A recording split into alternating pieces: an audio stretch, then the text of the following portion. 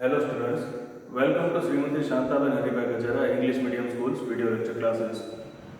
आज का हमारा जो वीडियो है स्टैंडर्ड 10th का मैथमेटिक्स सब्जेक्ट का चैप्टर नंबर 2 पॉलिनोमियल्स के ऊपर है। पहले भी 2 वीडियो लेक्चर हम लोगों ने देखा है इसी चैप्टर पे। हम लोग रिवाइज करते क्या देखा था। पहले तो पॉलिनोमियल क्या होता है वो देखा था हमने, फिर क्वाड्रेटिक पॉलिनोमियल की बात की थी, उसका जो सॉल्यूशन होता है उसको हम जीरो बोलते हैं। हमें पता है क्वाड्रेटिक पॉलिनोमियल में मैक्सिमम नंबर ऑफ सॉल्यूशन कितने होते हैं, 2 होते हैं। वो 2 जीरो का सम और मल्टीप्लिकेशन किस तरह से पाया जाता है वो भी देखा था हमने। अगर उसके 2 जीरोस अल्फा एंड बीटा है तो alpha plus beta is given by -b upon a, where b is the coefficient of x and a is the coefficient of x square, and the multiplication of 2 zeros alpha multiplied by beta is given by c upon a, where c is the constant term and a is the coefficient of x square। तो अब हम देखेंगे question number 2। पिछले video lecture में हमने question number 1 देखा था जिसमें आपको कुछ पॉलिनोमियल्स दी गई थी, उसके जीरो आपको फाइंड आउट करने थे और उसके कोएफिशिएंट के साथ क्या रिलेशन है वो भी आपको चेक करना था। अब ये क्या दिया है देखते हैं हम।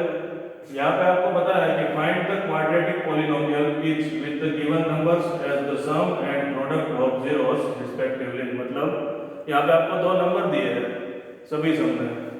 फर्स्ट में हमें पहला दिया है 1/4 एंड सेकंड है -1।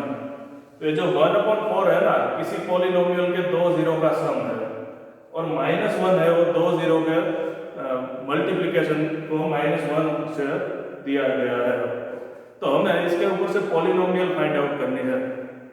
तो हम याद कर लेते हैं सम किससे दिया जाता है, -b अपॉन a। देखो मैं यहाँ पे बोल सकता हूँ -b upon a is equal to 1/4 और -1 मल्टीप्लिकेशन है तो मैं उसको बोल सकता हूँ c upon a। c upon a is equal to -1। इस टाइप का सम आपको बोर्ड के एग्जाम में 2 मार्क में पूछ सकते हैं। बहुत इजी है, एक ही मेथड फॉलो करनी है। यहाँ पे देख सकते हैं ये नंबर पे डिनोमिनेटर में 4 है, यहाँ पे डिनोमिनेटर में कुछ भी नहीं है। पहले तो दोनों नंबर के डिनोमिनेटर सेम करने होंगे। क्यों? क्योंकि फॉर्मूला में देखो डिनोमिनेटर में a है दोनों तरफ, तो दोनों के डिनोमिनेटर अगर हम सेम कर दें तो a तो हमें आसानी से मिल जाएगा। करते हैं, यहाँ पे 4 है, यहाँ डिनोमिनेटर में 4 लाना होगा तो ऊपर और नीचे दोनों तरफ मुझे 4 से मल्टीप्लाई करना पड़ेगा। तो -1 को मैं ऐसे भी लिख सकता हूँ -4/4। तो अब हम लोग आसानी से बोल सकते हैं a इज इक्वल टू 4। यहाँ पे देखते हैं -b is equal to 1। a is equal to 4 ले लिया तो -b इज इक्वल टू क्या मिलता है, 1। तो b इज इक्वल टू -1 होगा तो हम लिख सकते हैं b इज इक्वल टू -1। यहाँ देखते हैं a इज इक्वल टू 4 ले लिया तो c इज इक्वल टू -4 होगा। तो हमें उस पॉलिनोमियल के तीनों कोएफिशिएंट तो मिल गए। अब हमें उस पॉलिनोमियल को एक्सप्रेस करना है। तो आंसर मैं ऐसे लिख सकता हूँ कि मुझे जो पॉलिनोमियल चाहिए वो किस फॉर्म में होगा, k इंटू ब्रैकेट ये है x स्क्वायर का कोएफिशिएंट, तो मैं यहाँ पे लिखूंगा फॉर x स्क्वायर, ये है x का कोएफिशिएंट देयरफॉर -x, और ये है कांस्टेंट टर्म तो मैं उसे सीधा ऐसे ही लिखूंगा। तो ये जो मांगी हुई पॉलिनोमियल है इस फॉर्म में होगी k multiplied by into bracket 4x square -x -4। तो क्वेश्चन ये है यहाँ पे k क्यों लिया है मल्टीप्लिकेशन में, सीधा हम पॉलिनोमियल क्यों नहीं लिख सकते। तो k की हम डिफरेंट वैल्यू लेते हैं, जैसे कि k इज इक्वल टू 1 लो तो यही पॉलिनोमियल होगा। If k is equal to 1 then polynomial will be 4x square -x -4।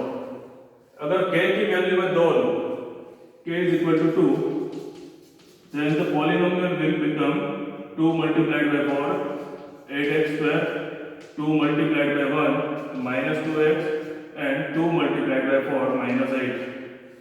इस तरह से अलग अलग वैल्यू में लेता जाओगे तो मुझे बहुत सारी पॉलिनोमियल मिलेगी और उन सब के जीरो सेम हो गए।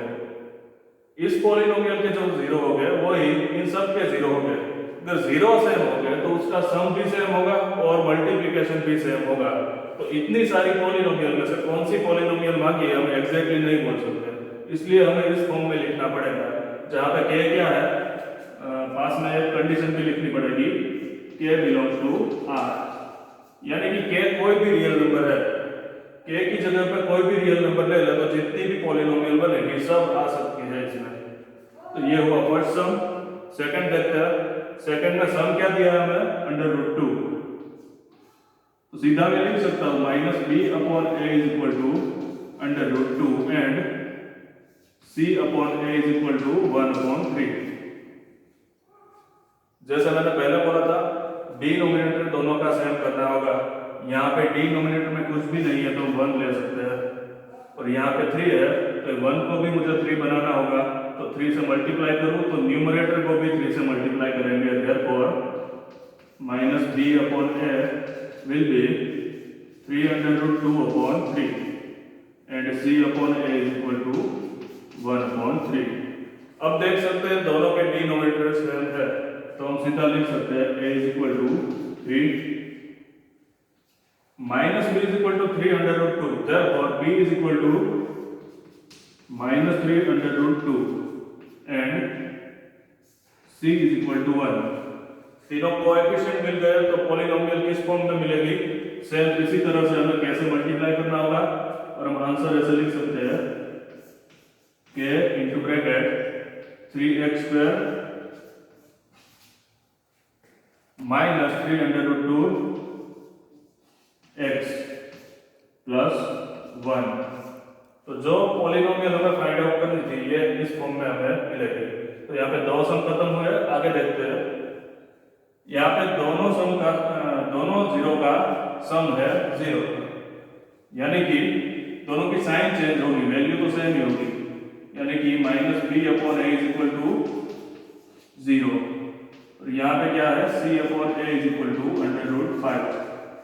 यहाँ पे 0 के डिनोमिनेटर में हम कुछ भी रखते हैं, आंसर 0 ही रहेगा। यहाँ देखते हैं इसके नीचे कुछ भी नहीं है तो हम 1 ले सकते हैं, तो इसको भी मैं ऐसे लिख सकता हूँ 0 इज इक्वल टू 0/1 ऐसे लिखा जा सकता है। तो देखो a की वैल्यू हमें सेम मिल गई, तो मैं सीधा लिख सकता हूँ a is equal to 1 minus b is equal to 0, तो b इज इक्वल टू 0 ही होगा, और c is equal to under root 5। ये आप देख सकते हैं b 0 मिला है, उसका क्या मतलब हुआ, बीच में जो x वाला टर्म आता है वो नहीं होगा, वो एलिमिनेट हो जाता है।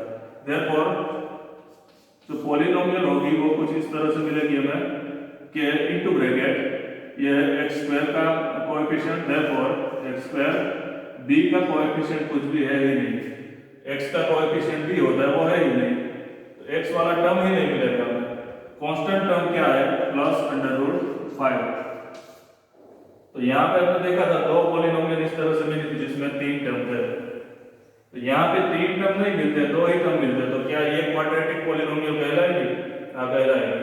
जैसे हमने कंडीशन देखी थी, x² का जो कोएफिशिएंट है वो 0 नहीं होना चाहिए, बाकी दोनों b या फिर c 0 हो जाए तो कोई दिक्कत नहीं है, बस x² वाला टर्म रहना चाहिए। तो ये भी क्वाड्रेटिक पॉलिनोमियल है। नेक्स्ट हम देखते हैं, यहाँ पे सम भी 1 दिया है, मल्टीप्लिकेशन भी 1 दिया है। Sum is expressed by b minus b upon a, therefore minus b upon a is equal to 1 and c upon a is equal to 1। यहाँ पे दोनों के डिनोमिनेटर में कुछ भी नहीं है तो हम 1 ले सकते हैं। अब अगर लिखे a is equal to 1 minus b is equal to 1, therefore b is equal to minus 1 and c is equal to 1। तो पॉलिनोमियल अगर लिखे तो कुछ इस तरह से मिलेगी के into bracket x² minus x plus 1। अब ये जो फिफ्थ सम है बिल्कुल इजी है, आसान है, देख सकते हैं दोनों के डिनोमिनेटर सेम है, तो आपको एलसीएम लेने की कोई जरूरत है नहीं, तो आपको a आसानी से मिल जाएगा। फिर minus b is equal to -1 है तो b इज इक्वल टू 1 मिलेगा, और यहाँ पे c इज इक्वल टू 1 मिलेगा, तो आप आसानी से इसी तरह से पॉलिनोमियल लिख सकते हैं। तो ये आपको अपने आप से करना है, यानी कि होमवर्क में।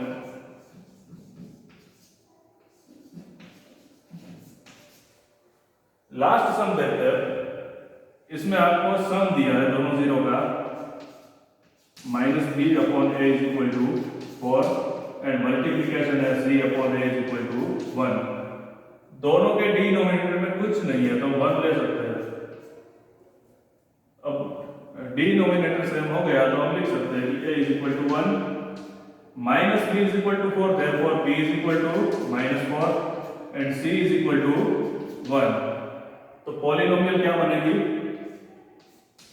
k into bracket x square minus 4x plus 1। तो ये हुआ हमारा क्वेश्चन नंबर 2 जो बहुत इजी था। अगर 2 मार्क में एग्जाम में पूछा जाए तो 2 मार्क आपके पूरे हो सकते हैं।